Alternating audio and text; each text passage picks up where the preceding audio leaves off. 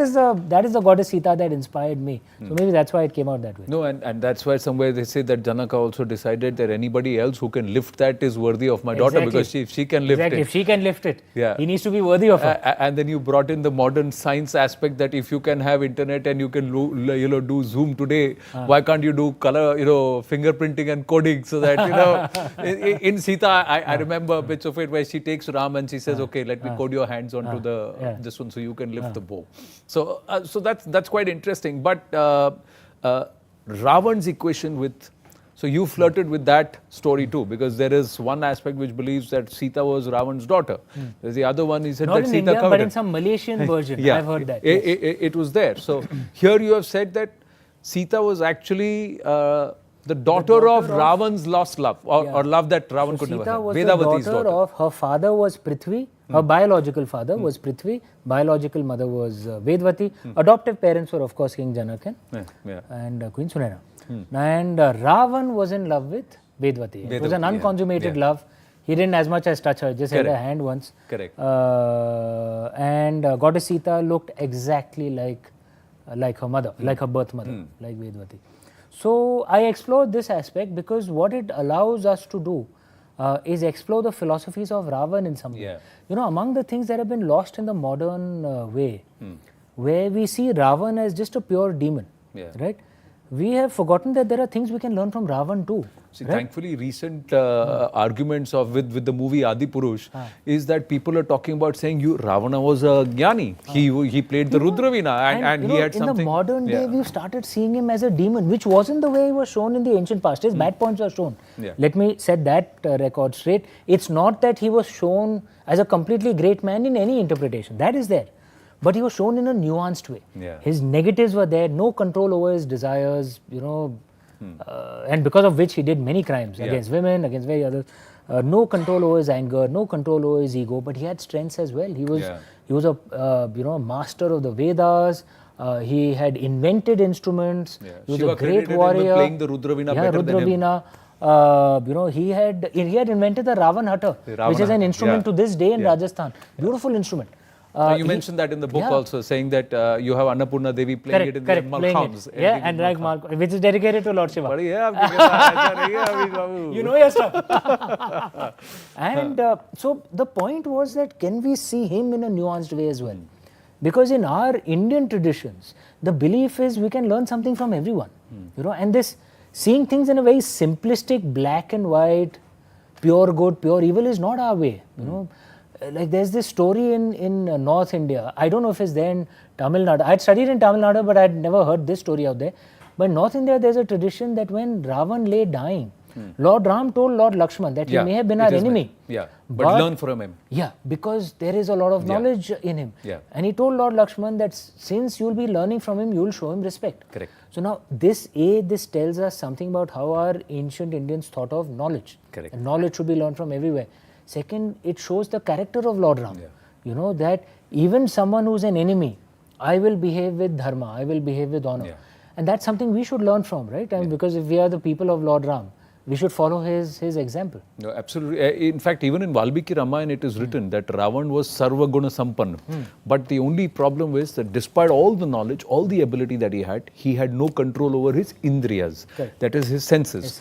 And that's what the indriyas finally consumed him. Correct. He wanted something, he wanted it. Correct. He didn't think about, yaar ye dharma hai ki adharma hai. I want it.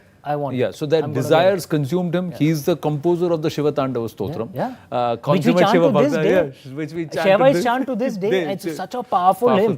Rongte khade ho jate hain. And he composed it.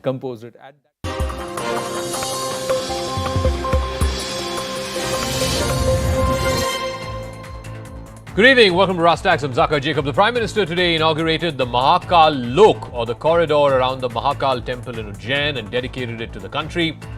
Now, this cannot be seen as yet another temple corridor inauguration. It has to be seen in continuum.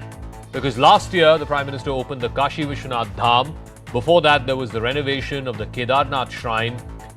There has been this strand in Modi's politics, his public persona, of trying to revive the pride of ancient Indian civilization, and particularly Hindu Astha, as it were.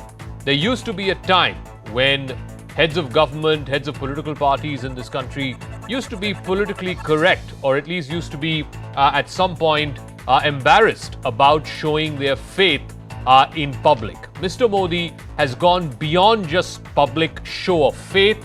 This is about restoration of the glory of ancient Indian civilization. Is it politically correct? We don't know. Has the opposition attacked him for it? Yes, they have. And how does this fit, or how may this sit with the ideals of a secular state where there is separation of state and religion? But first, some glimpses from what turned out to be a momentous day in Ujjain.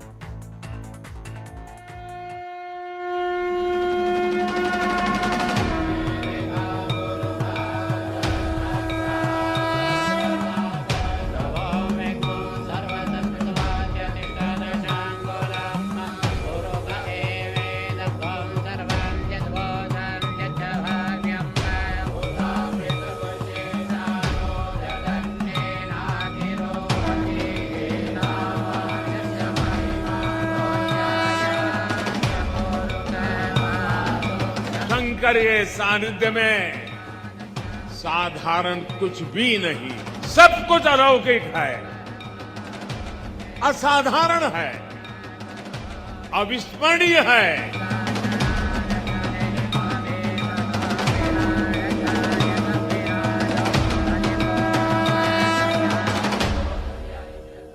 All right, a push for cultural restoration, a push for civilizational rejuvenation, if you will.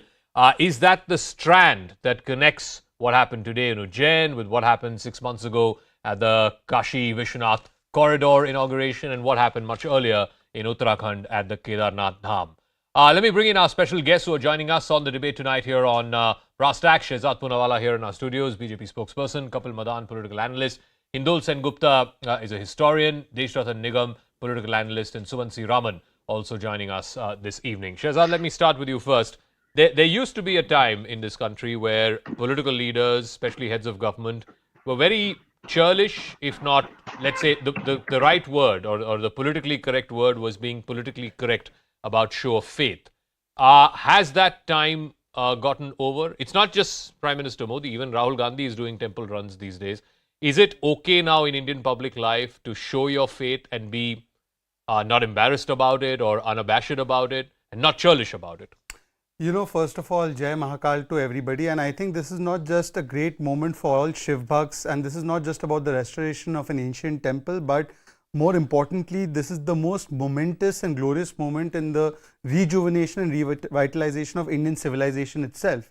And much like in the footsteps of Ahilyabai Holkar and Ranoji Shinde, Prime Minister Narendra Modi, and look at the 8-year tenure even before when he was Chief Minister, this is not a one-off. This is not a symbolic message. This is something that he truly believes that the higher you want to achieve or grow, you need to have deeper roots, and therefore we are going back to our roots. And what are our roots? Somnath, the restoration of Somnath, it was opposed by the Congress party. Nehru had once said it was Hindu revivalism, had opposed Rajendra Prasad going there. Whether it's Somnath Mandir, whether it's Kedarnath, Badrinath, the Char Dhams, whether it is Kashi Vishwanath Dham, the corridor, whether it's today Ujjain Mahakal, or whether it is the restoration of temples even in Jammu Kashmir, which were vandalized by in the entire period where terrorism and Islamic forces had taken over the valley. So this is a larger project to revitalize something that is civilizationally ours. Now coming to your question, Zaka, why is it always that if you go for an iftar party, that was considered to be secular, even though you had no faith in iftar, you never kept a roza, but going to iftar is considered to be secular. Saying first right of the resources of the country belongs to one community by the Prime Minister and then reiterated by leaders of that party is considered to be secular. It is secular to say that Shri Ram does not exist and to even challenge his existence on affidavit. But if the Prime Minister wears his culture on his sleeve, then it is considered to be communal or it's considered to be politically incorrect. Let me ask you, the presidents of United States, even today, swear oath not on the Constitution. They swear by God. So that is okay. And by the way, the Prime Minister's vision is not limited to any region or religion. Let me tell you, under the Prasad scheme, I was just seeing what all has been rejuvenated. The Cheraman Juma Masjid, Hazratbal, Ajmer, the St. Thomas Shrine, Velankani Church and St. Luke's Church has been reopened after 3 decades. Okay. So this is about Sabka Saath, Sabka Vikas. And as a Muslim, as a proud Indian Muslim, my heroes and my idols are Sri Ram, are Sri Krishna, are Shiva. So if there is something that is being done to rejuvenate and revitalize that civilizational aspect with which even I associate. Okay. Indonesian Muslims, by the way, continue to consider Ram as their icon of history and culture. So, they have not let go of it. Let me ask Hindol Sengupta, if this is a civilizational project, you can't just see what happened in Mahakal today as some kind of an isolated incident. This has to be seen with what happened at Baba Vishwanath a few months ago, what happened at Kedarnath. The Prime Minister trying to urge the entire country to take pride in who we are as a people and where we came from and what our ancient history is. What does that do to a nation's self-confidence in itself? And what does it do to a nation's collective identity? Because this is, like I said, more than just the inauguration of a temple corridor. There's a simple answer to that, Zaka. I spent many, many years looking at liberalization and India's economic rise, which is still a large part of my work. But if you look at history, no nation in the world has really risen only economically. That's a myth.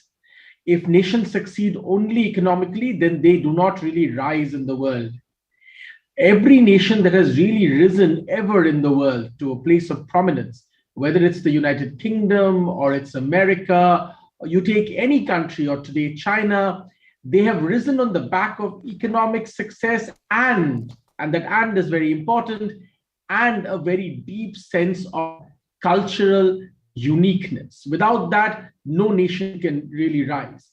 India cannot only hope to be the 5th largest economy today and maybe in a few years the 3rd largest economy and have no real cultural mooring.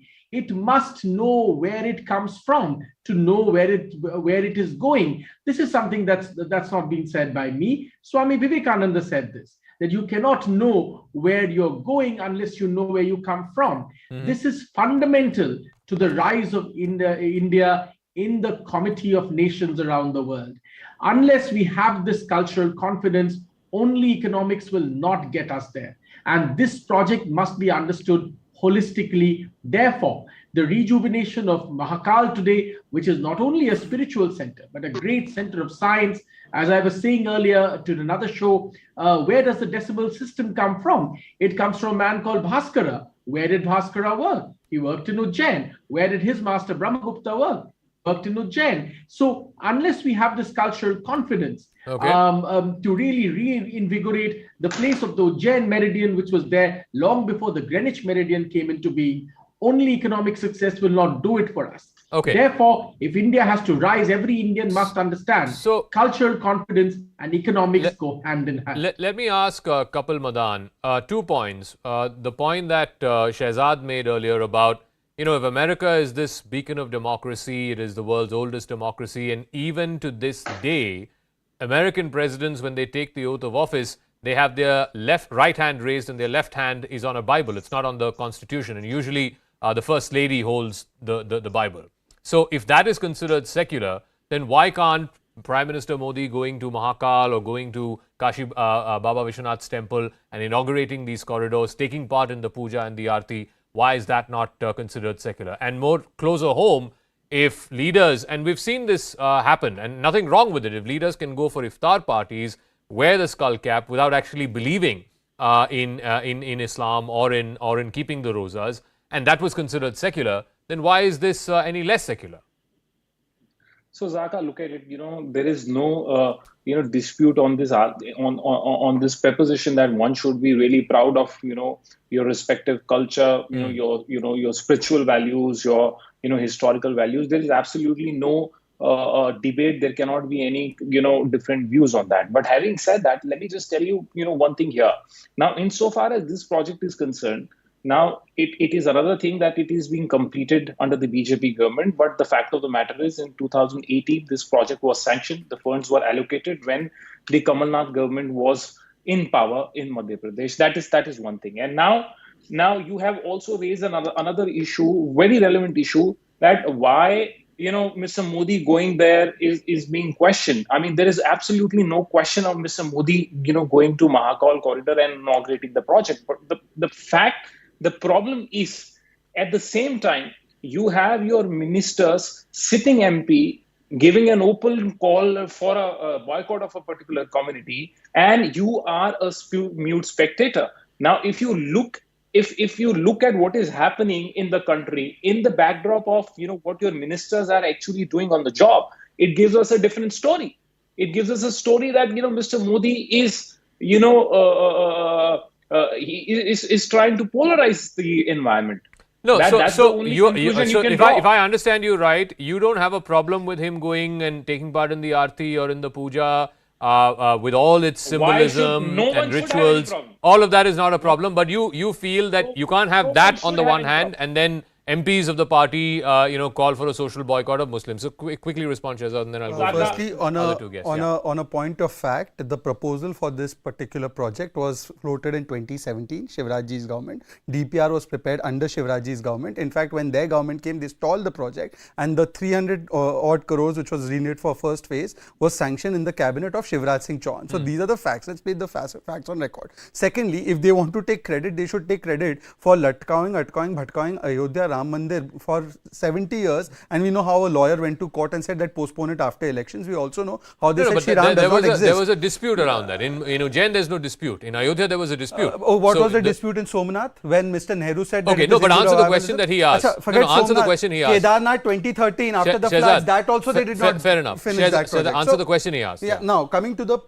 larger question he asked. By the way, I just happened to spend time with Mr. Parvesh Verma, whom he's referring to. And I heard his statement and I asked him also. He said, I have not referred to the entire community. My entire focus was on those people. Like there are stop funding the hate campaigns. There are a lot of these liberal campaigns. Don't fund the hate, don't fund the hate, you're funding the hate. So if he has the same parameter that don't fund somebody's Islamist hate, what is wrong in it? He has not said, if he can show me where he has said the entire community, I will be happy to accept it. But Kapil Madan won't be able to. When he show. said un logon ka, what did he say? But he was referring, bahishkar karna chahiye. He is referring. Who is he referring? Yeah, he is referring to those who indulge in anti-national and activities targeting Hindu community and targeting innocent people. Point Anyway, number one. so that's but just 10 seconds more. If that is extremely disgraceful for Mr. Kapil Madan, may I ask the entire Hindu community being called Hindu terror, saffron terror by Sushil Kumar Shinde? What does he consider that? And why did they oppose these are asides from the main debate. Let's stick to the main debate now. One second. I'll come back to you. Pujan was opposed by the Congress. I'll come back to that. Suman C. Raman, I think it comes down to a very simple truth, and that the politics of this country has changed. The optics around a head of government or a political leader being seen in a temple has changed to the point where even Rahul Gandhi is now doing temple runs. In fact, he had gone to Mahakal, I think a few years ago, when there was this whole thing about him being a Janeyudhari and him being a Shiv Vakt. I think it started from Mahakal. So has that sort of public, if you will, discomfort that leaders of a previous generation had with being seen with overtly religious symbolism and taking part in pujas, etc., is that era now over? Is this now the new normal for mainstream politicians, that you be unabashed about your faith in public life?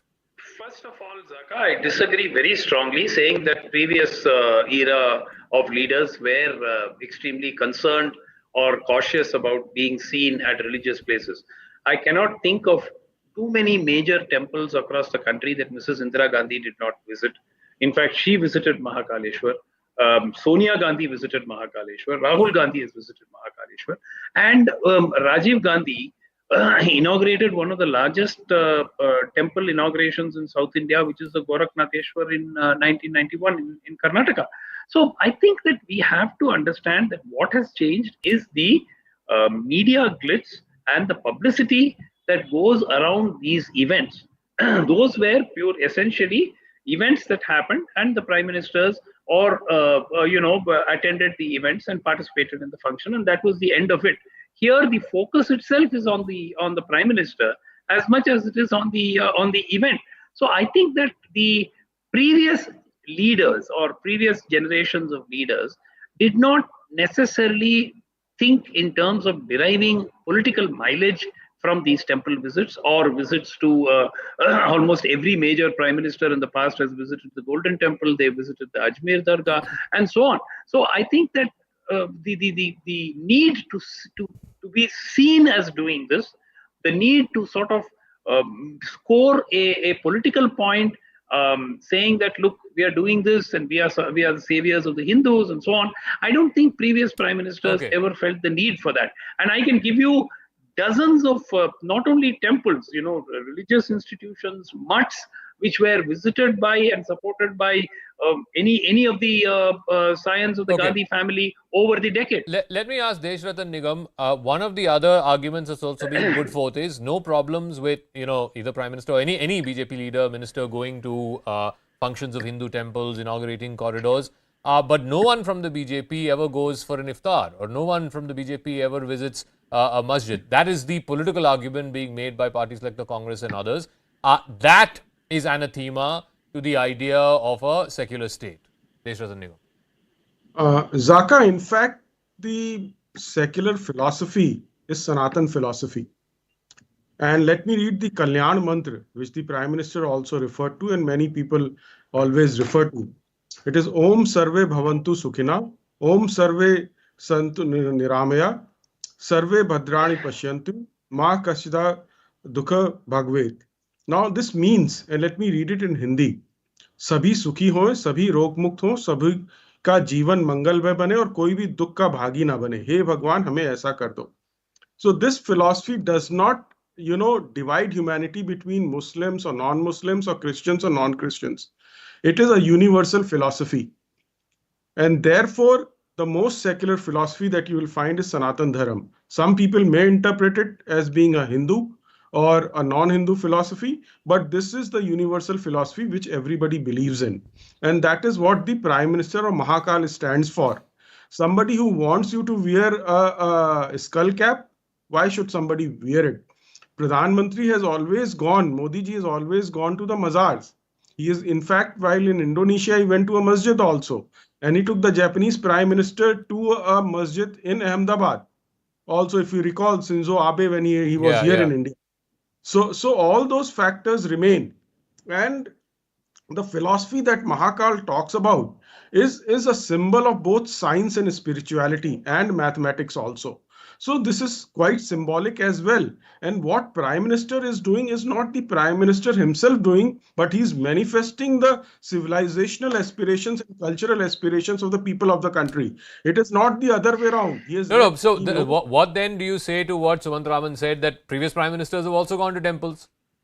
So wonderful. They have gone to visit the temple. Nobody should take away credit from them.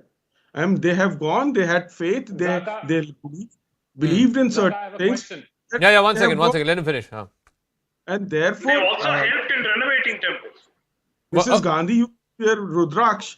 So we have seen Mrs. Gandhi wearing Rudraksh. She was going to various temples. So there is nothing wrong people going to the temple. I am on the larger question of Sanatan philosophy, which does. Shehzad and then Kapil Madan after that. Yeah, Kapil Madan has a question, but Shehzad. With due respect, Sumansi Raman has changed the goalpost completely. It's not about visiting a temple at all. It is about what you've done to restore those symbols or ancient symbols of your cultural heritage. And you did not touch them with a barge pole because you felt that your vote bank would be upset. The prime example, so let me complete. You can have your say in your turn.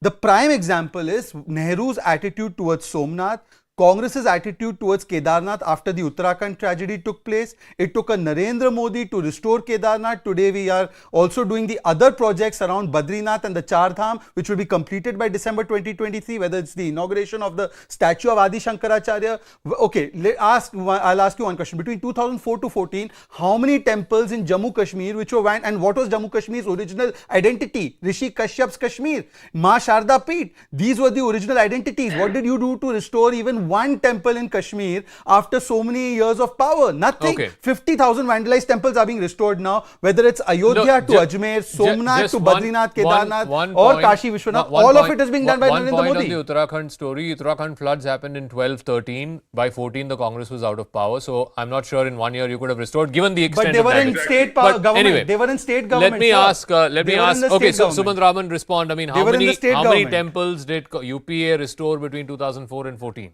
No, I think Zaka, the question is not how many temples. The point is, even if they did restore temples, they would not have made such a huge song and dance about it, because it was generally the duty of the governments to actually restore whatever places of worship came under their domain. Very often, Hindu temples come under the governments in various states in the country, and therefore their renovations are taken up. It doesn't mean that everything becomes a huge nationwide event. So therefore, to the very fact that we are not able to go in and say that this number of temples were restored or that number of temples were restored, does not mean that that action was not taken. Okay, It was just part of routine government. One second. It was just part of Kapil government. Madan had a question. So I have two questions, one for Mr. Poonawalla and one for Mr. Nigam. So Mr. Poonawalla made a clarification. He was holding a brief for Mr. Parvesh Sharma, and he said that it was not said for the entire community. It was said only, against the individual who were, spreading hate campaigns in India. So I just have a question here. Why don't Mr. Verma come on record, make a public statement by way of his social account and clarify that this was not exactly Muslim community? He has not done that. And the question for Mr. Nigam, after which I'll ask both of them to respond to Mr. Nigam. Now another question for Mr. Nigam. So Mr. Nigam made a reference to the holy chant mantra, which talks about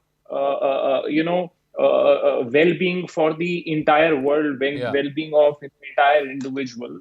So this is our history and this is our culture, and we are all proud of our dharma, Sanatan dharma, and the what we've learned. Now, at the same time, if you really want to follow Sanatan dharma and the way that was shown by by Lord Krishna in Bhagavad Gita, then will you have competition between Kabristan and Shamshan? I mean, your act speaks otherwise. While you want to chant mantra at the inauguration of Mahakal Corridor, but your action speaks. So Shehzad first to respond to the Parvesh Verma point, and then I'll go to Deshradhan Nigam. I'm sure my friend Parvesh would be very shocked to hear that you have taken his statement and targeted the entire community. In fact, I feel offended by your statement that when he says Dangai and Atanki, you only thought of my community, and I think you should be the one clarifying, not Parvesh Verma. Parvesh Verma said it for Dangais and anti-nationals. You made it that the entire community belongs to them. That is, in fact, you should be clarifying, and the Congress party should be clarifying why their thought process is like this. Now, Mr. Kapil, this is Zaka's debate. We can speak one at a time. If you don't like what I say, and I'm sure you don't, you can speak in your turn. Let me speak and then you can speak. Secondly, Mr. Raman says that, they did not make a song and dance out of it. Sir, this is the entire point. For the sake of one vote bank, you made a song and dance about a Hajj house being opened. You made a song and dance about wearing a topi and going for iftar. But koi tripund laga de to communal, or topi laga kar ghumta rahe to secular. This kind of secularism is the reason why so many of India's civilization, and what you made a song and dance about? 400 projects being opened after one family's name. That you made a song and dance about. Okay. When a Prime Minister's today, look at the difference of attitude. Just 10 seconds. Okay. When the Prime Minister inaugurates a Prime Minister's Museum, it is for all Prime Ministers. When they did it, it was for Nehru Museum or Indira Museum. That's where their thought process ended. So Deshradhan Nigam, the point about what Kapil Madan was asking, that when Muslims get attacked, people get lynched, even what we saw in Gujarat a few weeks ago, people getting flogged, you can't have that being carried out by some elements of the state or representing the state, and then have this civilizational rejuvenation at a higher level far above all of this. Both of it can't be compatible. It can't go hand in hand. It's a dichotomy. Zaka, the irony of the situation is when a Hindu is lynched, it doesn't become a news. However, when a Muslim is lynched, it becomes a news. Whereas both should become a news and both should be condemned. And that is what I am saying, that what the previous regimes did, they brought in Waqf Act of 1995, a land grabbing act, which is under challenge now. They brought 1990 Places of Worship Act, which prevented all the places of worship without any survey. Nothing can be restored. That is also under challenge in Supreme Court. This is what the true face of, secularism under the UPA was, or the Congress. Okay. So therefore, what we need to do today is to restore that balance which was highly in favor of certain sections, that is to be restored, and that restoration is taking place. Hindol, talking about restoration, I get the larger picture of this national rejuvenation, this cultural rejuvenation, bringing back our civilizational heritage. Nobody has any problems or any qualms with that. The problem, I think, arises in this dichotomy of this happening at a supranational level, and at the local level you're having all these instances of flogging and lynching. So how do you marry one with the other? And secondly, the question being raised by the opposition is, and people like Sumant Raman, is, why are you making a spectacle out of it? Previous prime ministers also used to do the same things, but they never made a spectacle out of it. No, the fact is... Hindol. At that time, and there was no Twitter, and there was no, the media, the nature of the media was very different. I dare say, if media was exactly the same way at that time, the same thing would have happened then. But I want to quickly also answer an earlier point that came up in your debate, Zaka, about the Prime Minister Narendra Modi going to mosques. From what I understand, and if what I know, and please, I'm happy to be corrected, not only has Narendra Modi visited a mosque in India, the Safi Mosque, the Bohra Muslim community Safi Mosque, but he has also visited mosques, the Sheikh Zayed Mosque, for instance, in the Middle East, and also a mosque in Indonesia. In fact, one of the replicas he once gave in the Middle East was a replica of the Cherajuman Mosque in Kerala, which I'm sure many of people know. But that aside, I think we bring this down to such bitter conversations that we can never get to the bigger picture. As far as violence in other places in the country is concerned, there's violence on many communities in our country. The poor people, the underprivileged in our country always suffer, they always have. And there's violence in many quarters about many of them. You can debate. One person would say there's violence in Gujarat. The other person would point out there's violence on a different community in Bengal, and so on and so forth. This will continue. Okay. But I think when such a architectural, spiritual site like Ujjain, scientific site like Ujjain gets rejuvenated, we must rise our debate, or raise our debate, rise above our petty, bickering, and raise our debate to a national level, right? And I think, and I have absolutely no problems in Delhi, where I live. There have been plenty of ancient monuments, including Mughal monuments, mosques, and tombs that have been rejuvenated by the Aga Khan Foundation, ASI, and so on and so forth. And I have absolutely no problem. The more the merrier, the country should look better, right? Okay. Something like the Ujjain and all the other temples that are being rejuvenated are fundamentally an asset for every Indian. We shouldn't make this a debate between communities. Okay. They're an asset for every Indian. There are collective civilizational heritage. We should all cherish them, we should all enjoy them, and we should be proud, in my humble opinion, when they get rejuvenated. Shehzad. Zaka, I keep making this point. Indonesia, which is largely Muslim, have not left their cultural roots, and they still have great allegiance and faith in Lord Rama, and to the extent that their national symbols have Ram and Ramji all over. But in India, you had bunch of so-called secularists who said that the best way to solve Ayodhya ji is that build a university there. This is the equivalent of the Vatican or the Makkah Medina for the Hindus. Would they ever say that about Vatican, or would they ever say that about Makkah Medina? They even went to the extent of saying that Shri Ram doesn't exist. They derisively said that कौन से कमरे में पैदा हुए हैं Shri Ram. So this kind of distorted secularism is the reason why this country today, when this is being done by the Prime Minister, some of these so-called secularists see it in this way. But the fact of the matter is that they kept deriding the cultural civilizational heritage of even a Muslim like me is in Shri Ram, is in Shri Krishna, and that was denied to this country for 7 decades. Now it's being restored. I'm afraid I'm out of time on that note. Like I said, at the supranational level, there is a very pertinent message that's being sent out, not just by what happened today in Ujjain, but also what happened at the Baba Vishwanath Corridor a few months ago at Kedarnath, that there needs to be, at a collective level, at a national level, we need to know who we are as a people and what our cultural identities are for us to move forward. So that is perfectly understandable. It's perfectly something that is, some would even say, the need of the hour. But if you were to break it down on the ground, how does that fit in with violence that happens on Muslims, or how does that fit in with other communities feeling left out? Well, we'll see. We'll see how politically and in public life this story plays out. But for the moment, I want to thank all our guests for joining us. I'm going to take a quick break here on the program. When we come back, and as we take that break, remember, tomorrow, 6 p.m. onwards, is going to be the biggest and most marquee awards night. It's the Indian of the Year.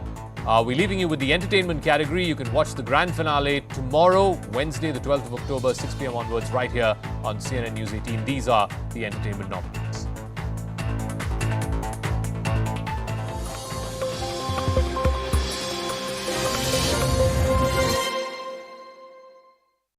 Yes. ये केवल एक corridor नहीं है, ये पूरा का पूरा एक कॉम्प्लेक्स है जिसमें न केवल शिव पुराण के, जैसे मैंने बताया, कि म्यूरल्स हैं, और इसके अलावा शिव पुराण से जुड़ी हुई दूसरी जो कहानियां हैं, शिव प्रसंग और शिव के जीवन से जुड़े हुए जो दूसरे उनके अवतार हैं, उन सभी को यहाँ पर अलग अलग भागों में, कुछ पत्थर की मूर्तियों से, कुछ FRP की मूर्तियों से, कुछ अलग आर्ट फॉर्म्स में दिखाया गया है। और जैसा आपने बताया कि शिव विवाह का एक 111 फीट लंबा म्यूरल है, जो मुझे लगता है कि सबसे बड़ा एकाकी जो है म्यूरल होगा जिससे शिव विवाह प्रदर्शित हो रहा है। और इन सभी की शोभा बढ़ाता हुआ साथ में जो रुद्र सागर है, जो पहले एक सीवर से भरा हुआ एक तालाब हुआ करता था, उसके पौराणिक महत्व को देखते हुए, और माननीय मुख्यमंत्री जी ने भी यही आदेश दिए थे कि इसका हम लोगों को बहुत विशेष ध्यान रखना है। और हमारे प्रयासों का परिणाम है कि आज न केवल इसमें साफ जल है, बल्कि हम लोगों ने शिप्रा से, पाइपलाइन से इसको कनेक्ट भी कर दिया, जिससे 12 महीने इसमें साफ पानी रहा करेगा। Let me take this across to my colleague Pranshu Mishra, who's joining us live from Ujjain. Pranshu, we're talking about the redevelopment of this mega corridor. Of course, this is a major push by the BJP government also, the grand opening that everybody has been standing by. All that you are picking up from on ground. Just please take our viewers through it. Yes, that's right. We have already shown our viewers the grand pictures of the broad pathway, the redeveloped Rudra Sagar, and beyond, before that, the Lotus Lake. Now what we are going to show our viewers is exactly the pictures where the Prime Minister would be arriving. Now this is the pathway, all decked up with beautiful flowers out here. This is the pathway from where the Prime Minister's cavalcade would be coming, or maybe Prime Minister chooses to drop his vehicle below and then take these footsteps coming here right up to the main gate of the Mahakaleshwar temple. And this is, I'll ask my camera person to show you. This is the entrance of the Mahakal temple, and from here the Prime Minister would be going inside. This is the first glimpses of the Mahakal temple, the corridor in itself, which is which leads to the Mahakal temple. So the first pictures of the grand Mahakal temple, and this is the area which is has been given a entire fresh look. Towards my right is the grand museum, the Mahakal museum. And as I move forward, where of course the last minute finishing touches are going on, this is the area where Prime Minister would be spending around more than an hour. And in front of me you see this Mahakal temple. So it is the grand Mahakal temple who is considered to be the custodian of this entire place. Someone who is which is a unique place out here, the Jyotirling, that is south facing Jyotirling, custodian of both life and death. And this is the main temple where you see the saffron flag flying in the pink stone temple. This is the Mahakal temple, and you see the officers out here doing the final minute preparation. So clearly we have got access, we have managed access to this particular spot where Prime Minister would be coming just few hours from now, and very soon SPG would be taking up this entire area, would be asking us to leave. But these are the final pictures of how the preparation is going on, and it is a sense, a feeling of divinity, a feeling of greatness when you are inside the Mahakal temple. So at the moment the Aarti is going on inside the temple corridor, and you can listen to that the sounds of that Vedic mantrochar and the Aarti that is being sung inside the Mahakal temple. Absolutely, Pranshu. In fact, let's take this across to the civic administration, and the member of it, Mr. R.K. Tiwari, had spoken to us about this grand expansion project of the BJP government. Let's take a look at that interview. क्या नया हुआ है Mahakal trust में, कुछ बता सकते हैं हमारे दर्शकों को, किस क्या क्या विकास हुआ है? आप लोग सभी जानते हैं कि त्रेता युग और द्वापर युग से हमारे महाकाल मंदिर का महात्म्य है। भगवान श्री राम यहाँ पे अपने श्राद्ध कर्म के लिए आए थे, कृष्ण भगवान आए थे जिन्होंने कि यहाँ पूजन अर्चन किया हुआ है, इसका विवरण मिलता है। और वर्तमान संदर्भ में हम ये बोल सकते हैं कि श्री महाकालेश्वर मंदिर पृथ्वी के नाभि स्थल में है, 12 ज्योतिर्लिंग में प्रमुख ज्योतिर्लिंग माना जाता है। श्री महाकालेश्वर मंदिर का एक बहुत बड़ा नई संरचना बनी है, जिसमें कि यहाँ का जो प्रशासन है, मुख्यमंत्री जी हैं और यशस्वी प्रधानमंत्री हैं, और प्रशासन ने मिलकर एक बहुत बड़ा प्रोजेक्ट बनाया लगभग 800 करोड़ का, जिसका प्रथम चरण पूर्ण हुआ है। जो हमारे श्रद्धालुगण यहाँ आएंगे वो ये देखेंगे कि भगवान शिव के बारे में जाने। देखिए, यदि हमारे पास हजारों वर्ष की विरासत है तो हमारी ये बहुत बड़ी जिम्मेदारी है कि इसको हम हमारी नई पीढ़ी को पास करें। काशी कॉरिडोर का उद्घाटन प्रधानमंत्री जी ने पिछले साल दिसंबर में किया है कि उसको नई भव्यता दी। उज्जैन अपने आप में बहुत महात्म है, भव्य है। मोदी जी के उद्घाटन के बाद इसकी भव्यता और बढ़ेगी, यहाँ पे श्रद्धालु और आएंगे। अनादिकाल से हमारे यहाँ पे एक ग्रंथ है जो कालिदास ने लिखा हुआ था। उस कालिदास ग्रंथ के अंदर मेघदूतम में ये 24 योजन का मंदिर है। हजारों भक्त यहाँ पे भक्त नृत्य करते थे। वैसी भव्यता इस मंदिर में आज से लाखों साल पहले थी। ये मंदिर हजारों साल से बहुत ही बड़ा विशाल मंदिर था और स्वर्ण शिकायत थी और सब प्रकार की यहाँ पे सुविधाएं थी, और ये राजा के रूप में इनको माना जाता है। महाकालेश्वर मंदिर में सबसे प्रथम मंगल आरती होती है, मंगला आरती होती है, वो सिर्फ पुजारी लोग करते हैं। भारत मध्ये स्वयंभू ज्योतिर्लिंग।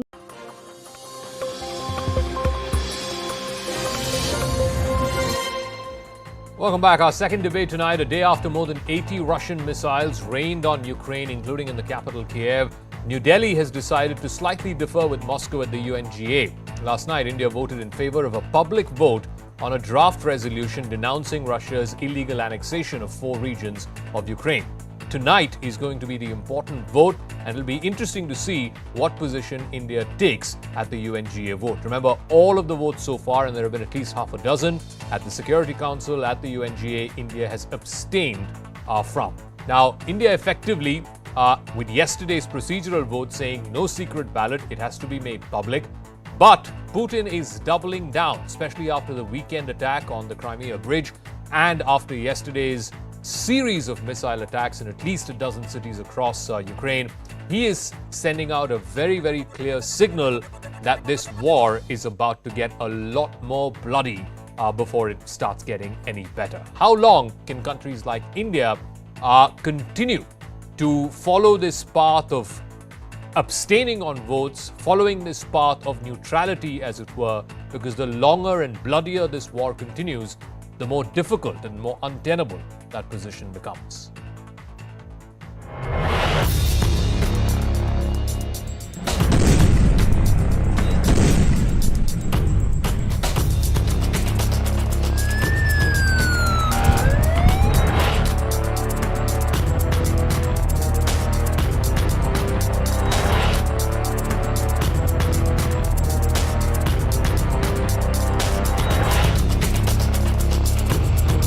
The Ukraine conflict continues to rage.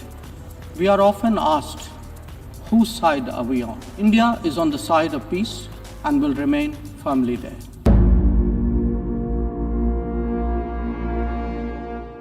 All right, joining us on the talking point this evening, G. Parthasarathy is former diplomat, Dr. Swasti Rao, Associate Fellow at the IDSA. Olga Vazliakova is a Ukrainian Member of Parliament. Dr. Sergei Dvoranyov is President of IDC Russia. Let me start with our foreign guests. I'll start with the Ukrainian Member of Parliament, Olga. What happened over the last 3-4 days? First, with the Crimea bridge attacks that happened over the weekend, and yesterday, the series of missile strikes across major cities in your country.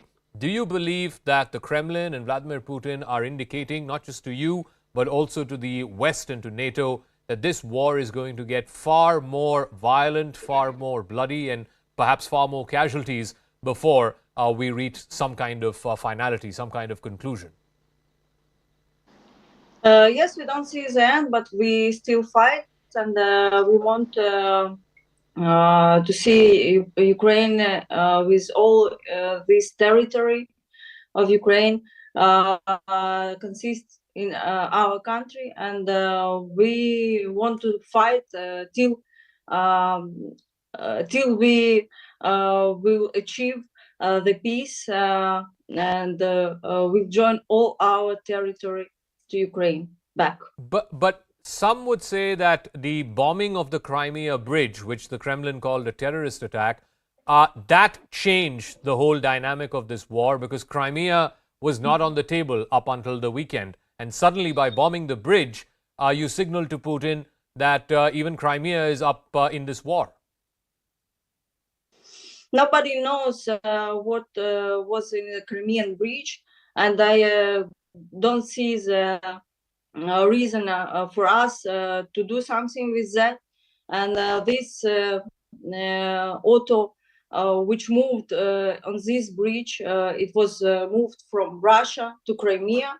That's why nobody knows and nobody concerns that this situation, this coincidence was made by Ukrainians. Okay. So I don't see any concerns about this bridge and the situation in Ukraine for Dr. Sergey, last 2 days. the point with, is the Crimea cruel, bridge, bomb for whatever reason it got bombed out. Now the business has come back to a semblance of normalcy there. But Dr. Sergey, by yesterday's actions, by the series of missile hits, and particularly civilians being hit, I mean, one of the missiles even landed inside the University of Kiev. How long can Putin continue to do this? Because the international community is going to turn around and say, whatever reasons there were for him to launch this special military operation, after 7 months, you can't keep attacking civilians. It's a good question. How long time?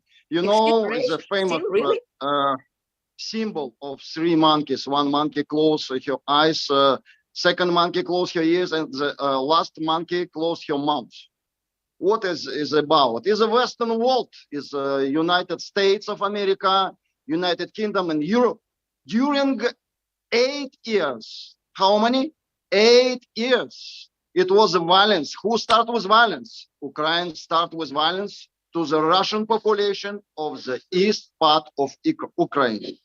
That's why our national leader was so tolerant and always tried to approach to the brain, to the, we can take intelligence of Ukrainian politicians, not only current president, who was before state naked on the stage like a clown. And but Dr. Sergey, these four regions that you're talking about, where the referendums happened and the annexation happened last week, since Ukraine became an independent country in 1991, these four regions have been Ukrainian. There's no doubt about that. Today, Vladimir Zelensky told that he refused to go to any peacemaking conversation, dialogue, or any negotiation with peace with Vladimir Putin. We have our current president. He also president. Why he refused? No, but you can't annex Ukrainian sovereign territory in a referendum and then bomb missiles across 12 cities, kill about a dozen civilians, and then say, come and talk to us. Yes, it's not the way it works. You know that territory, you know very well the four regions, it was the will of the nations who speaks Russian language. And before it belonged to Russia, that was their choice, freedom, their will to join to Russia. We cannot tell that is the sovereign territory of Ukraine. It's not like this. Okay, let me ask Ambassador Partsati. No one is disputing that there may have been majority Russian speakers in those four regions. But what this does is it puts countries like India in a difficult position, Ambassador Partsati, because let's face it, historical fact is post-91, when Ukraine became a sovereign nation, these four regions were Ukrainian territory. Now, you could argue that a majority of the people there don't want to continue with Ukraine, therefore the referendums happened, therefore the annexation happened. But as per UN laws, You can't,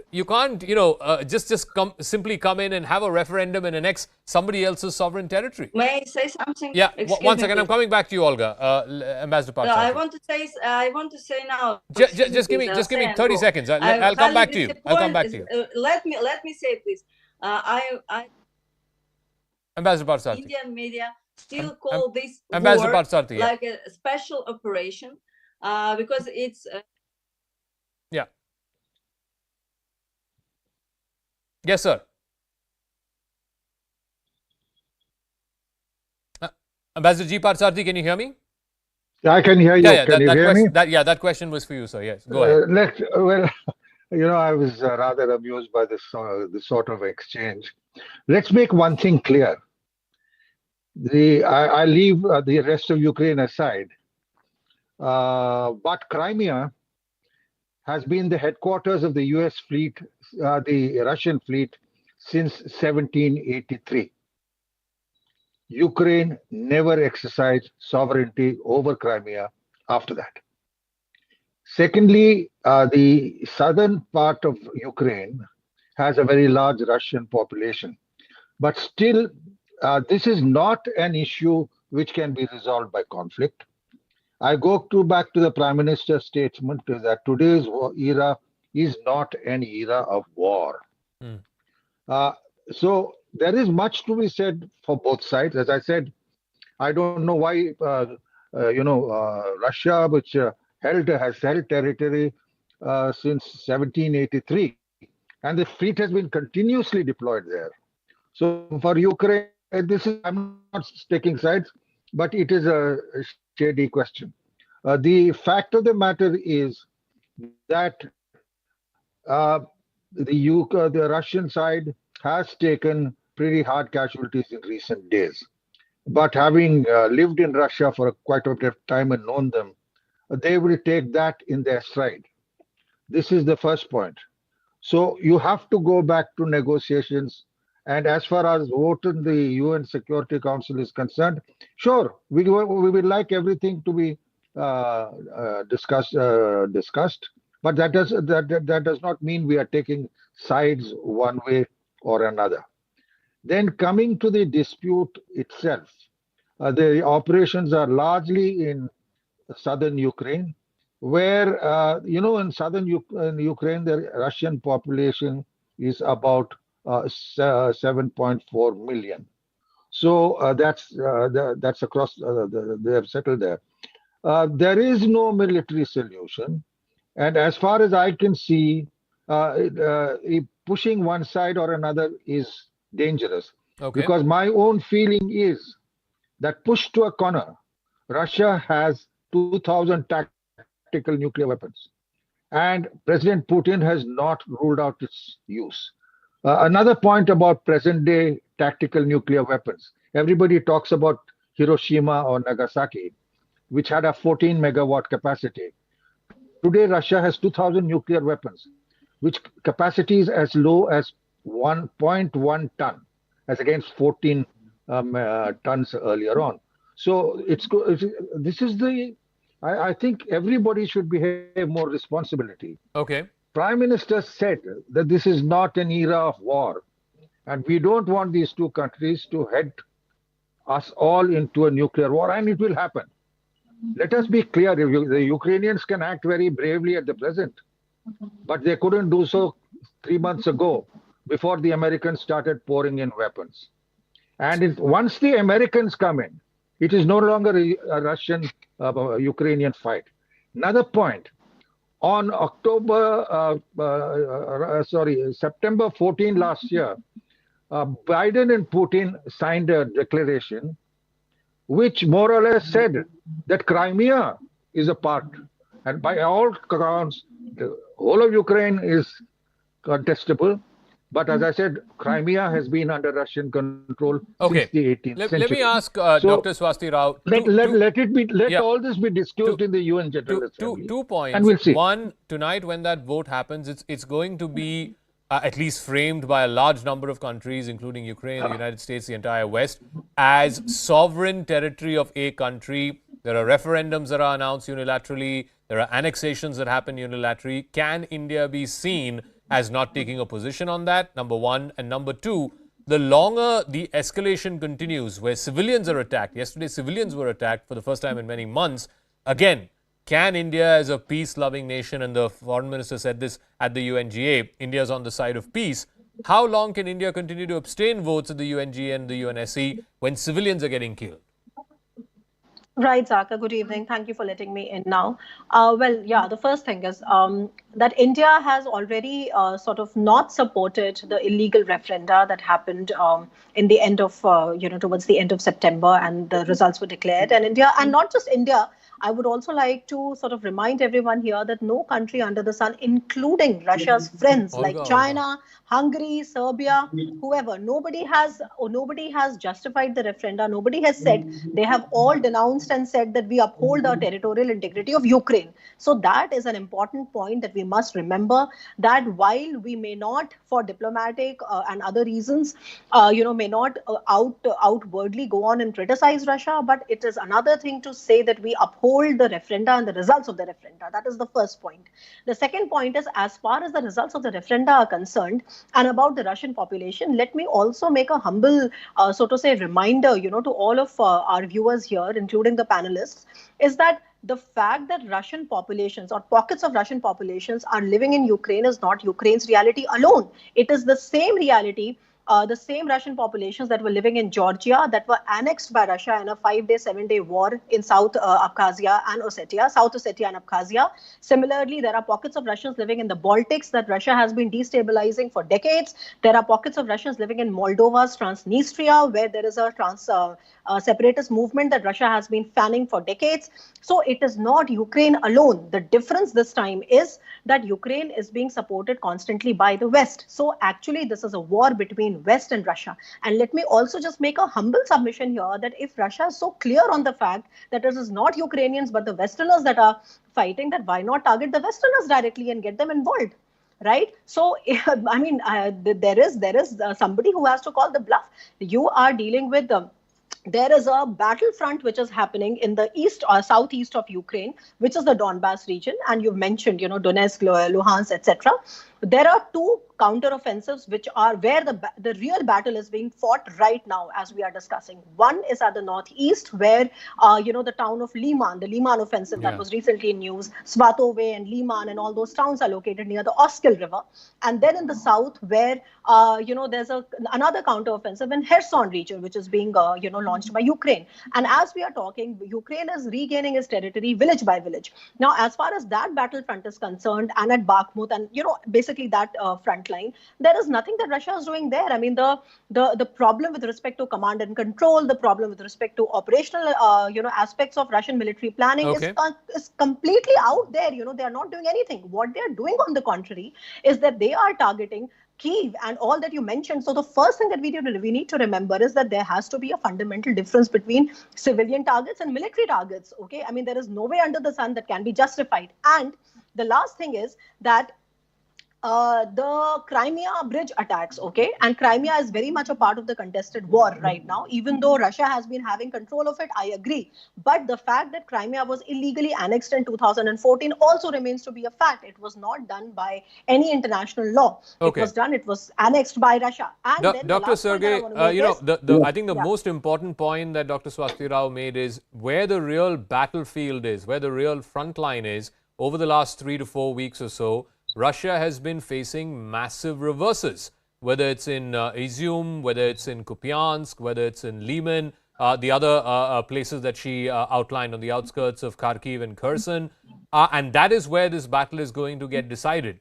In the middle of that, to attack civilians in Kiev and other cities, not only are you drawing the wrath of the international community, but you're also trying to divert attention from the battlefield losses that you're seeing in these front lines. Dr. Sergey. Yes, first of all, Henry Ford told once that nobody can be winner on the world. And I completely believe that we still have a chance.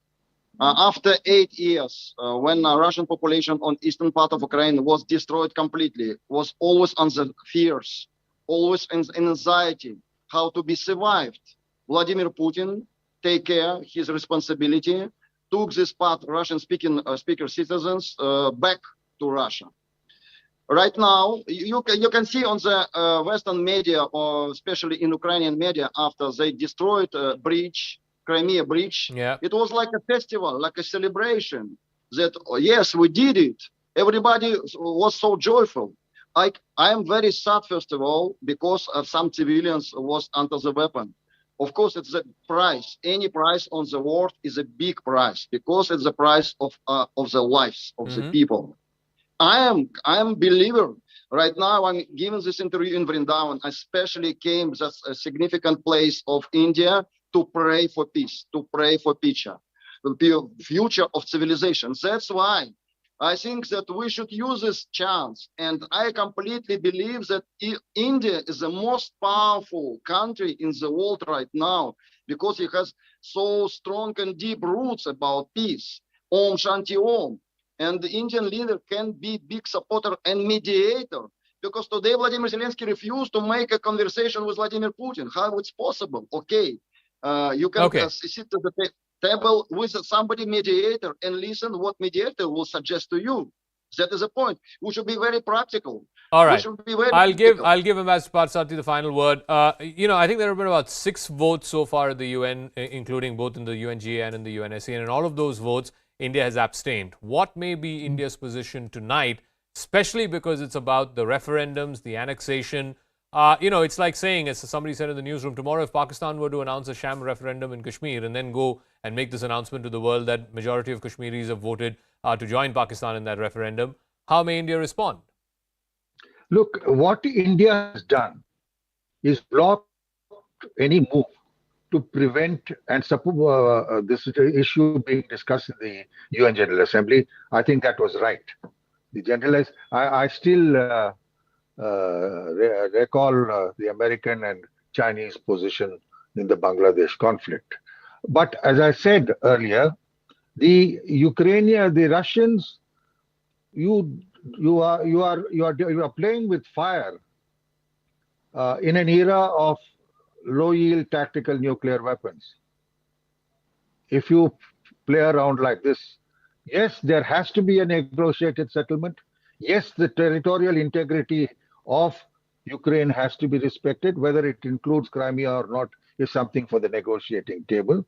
The territorial integrity has to be respected. But I think the fact of the matter is, on Crimea, there will be no give from the Russians. As far as the rest, I think they would be well advised to, negotiate. So you can always negotiate a settlement in which access to the sea is granted. And this whole conflict, I can't see the Russians wanting to take over other areas where, yes, there is a Russian population, but not in a large majority. Okay, we'll leave it Finally, at that. I think I want to let us be also clear. I'm out of time, sir. So really sorry about that. Last point. Ukraine and Washington provoked Russia by the declaration of November 10th when they, spoke out blatantly and unnecessarily. Okay. In strong terms. All right. As you said, this is an era of peace. Of peace and not of not war. An era of war. Okay. And we're you going to don't leave it at make, that. Thank you very like much, that. Ambassador Parsati, Dr. Swasti Rao, and Dr. Sergey for joining us. Unfortunately, the Ukrainian MP had to leave the show. We'll leave it at that. We'll see how the vote happens at the UNGA later tonight. That's a wrap. In a moment, Maria Shakil joining you with News Epicenter.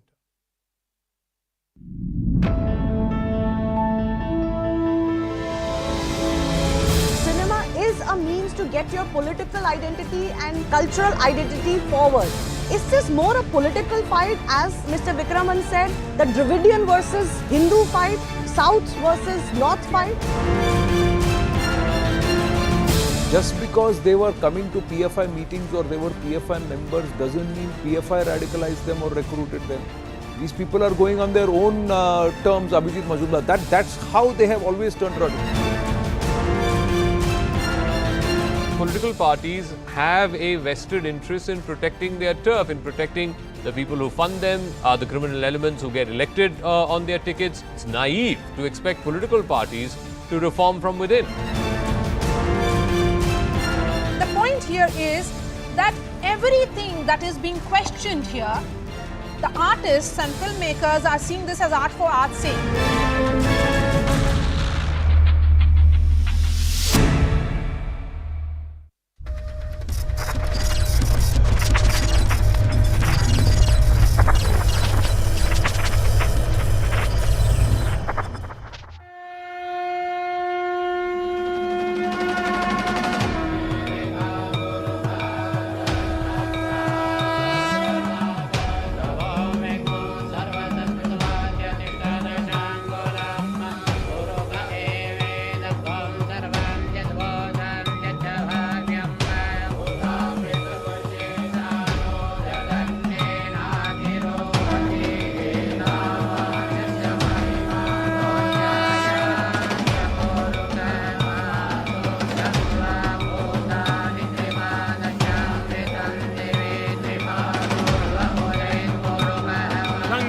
के सानिध्य में साधारण कुछ भी नहीं, सब कुछ अलौकिक है, असाधारण है, अविस्मरणीय है।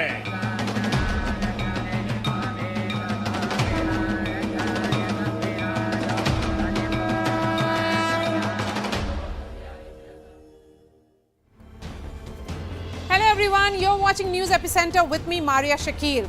Prime Minister Narendra Modi once again has led the charge, combining two central pillars of his brand, Astha and Vikas. After revamp of Kedarnath and the Kashi Vishwanath Corridor, the Prime Minister today inaugurated the 850 crore Mahakaleshwar Temple Corridor in Ujjain, unveiling a model for religious tourism in India. The Mahakaleshwar temple is dedicated to Lord Shiva and assumes importance in the Hindu faith as it houses one of the 12 Jyotirlingas. The Prime Minister has unveiled phase 1 of the project, while phase 2 is likely to be completed by June 2023, where the government aims to redevelop the ancient routes surrounding the corridor as well as the wider Ujjain area. The Prime Minister has never hesitated in playing the Hindu card, redeveloping religious sites to reboot India's ancient culture and expand India's scope as a tourist destination. So let me first give you an overview of what phase 1 has achieved. So we are looking at phase 1. The phase 1 was built at a cost of 350 crores. A 900-meter pedestrian corridor has been constructed. The corridor, in fact, connects the plaza to Mahakal temple. The temple area has also been increased by almost 8 times. So there has been a massive infrastructure push in this entire area, and it has been designed on the basis of Shiv Leela. Now let me give you a sense of this entire facelift and how the site will be looking differently now. It has 2 grand gateways, the Nandi Dwar and Pinaki Dwar. The site is decorated with 108 ornate pillars of intricately carved sandstone. It has a running panel of murals with over 50 murals with stories from Shiv Puran. It portrays different forms of Lord Shiva with 93 statues from the main door to the temple. Now let's first listen in to what the Prime Minister said today. ये अद्भुतता, ये आनंद, महाकाल की ये महिमा, ये महात्म्य महाकाल लोक में लौकिक कुछ भी नहीं है। शंकर के सानिध्य में साधारण कुछ भी नहीं है, सब कुछ अलौकिक है, असाधारण है। हमारी तपस्या और आस्था से जब महाकाल प्रसन्न होते हैं तो उनके आशीर्वाद से ऐसे ही भव्य स्वरूप का निर्माण होता है। और महाकाल का आशीर्वाद जब मिलता है तो काल की रेखाएं मिट जाती है, समय की सीमाएं सिमट जाती है और अनंत के अवसर प्रस्फुटित हो जाते हैं। अंत से अनंत यात्रा आरंभ हो जाती है। महाकाल लोक की ये भव्यता भी समय की सीमाओं से परे आने वाली कई पीढ़ियों को की सांस्कृतिक और आध्यात्मिक चेतना को ऊर्जा देगी। आज नया भारत जब अपने प्राचीन मूल्यों के साथ आगे बढ़ रहा है तो आस्था के साथ साथ विज्ञान और शोध की परंपराओं को भी पुनर्जीवित कर रहा है। आज हम एस्ट्रोनॉमी के क्षेत्र में दुनिया की बड़ी ताकतों के बराबर खड़े हो रहे हैं। आज भारत दूसरे देशों की सैटेलाइट भी स्पेस में लॉन्च कर रहा है। मिशन चंद्रयान और मिशन गगनयान जैसे अभियानों के जरिए भारत आकाश की वो छलांग लगाने के लिए तैयार है जो हमें एक नई ऊंचाई देगी। आज रक्षा के क्षेत्र में भारत पूरी ताकत से आत्मनिर्भरता की ओर आगे बढ़ रहा है। इसी तरह आज हमारे युवा स्किल हो, स्पोर्ट्स में भी स्टार्टअप, एक चीज नहीं, नए स्टार्टअप के साथ, नए यूनिकॉर्न के साथ हर क्षेत्र में भारत की प्रतिभा का डंका बजा रहे हैं। और भाइयों बहनों, हमें भी याद रखना है, ये न भूले, जहां इनोवेशन है वहीं पर रिनोवेशन भी है। हजारों वर्ष पूर्व जब भारत का भौगोलिक स्वरूप आज से अलग रहा होगा, तब से ये माना जाता रहा है कि उज्जैन भारत के केंद्र में है। एक तरह से ज्योतिषीय गणनाओं में उज्जैन न केवल भारत का केंद्र रहा है, बल्कि ये भारत की आत्मा का भी केंद्र रहा है। ये वो नगर है जो हमारी पवित्र 7 पुरियों में से एक गिना जाता है। ये वो नगर है जहां स्वयं भगवान कृष्ण ने भी आकर